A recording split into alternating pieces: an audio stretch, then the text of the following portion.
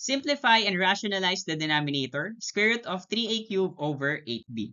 So, distribute natin yung radical operation sa numerator and sa denominator. Next, ifa-factor natin si a cubed in such a way na makikita mo yung perfect square, which is a squared. Si 8 naman, yung perfect square ay si 4. Si 3, wala naman siyang square root, pati yung factors niya. Ganun din si b. So, square root na natin si a squared, which is a, and square root na natin si 4, which is 2.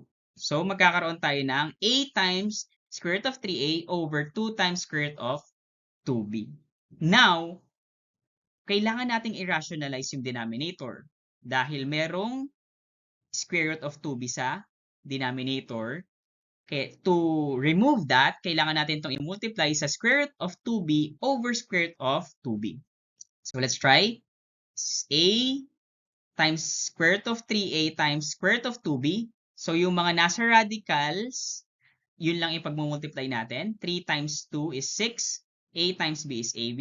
So, for the numerator, we have a times square root of 6ab.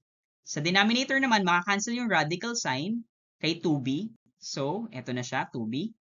And copy natin yung 2 there. So, 2 times 2b is 4b. And copy lang din natin yung numerator.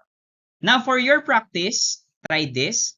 Square root of 5m over 12n cubed.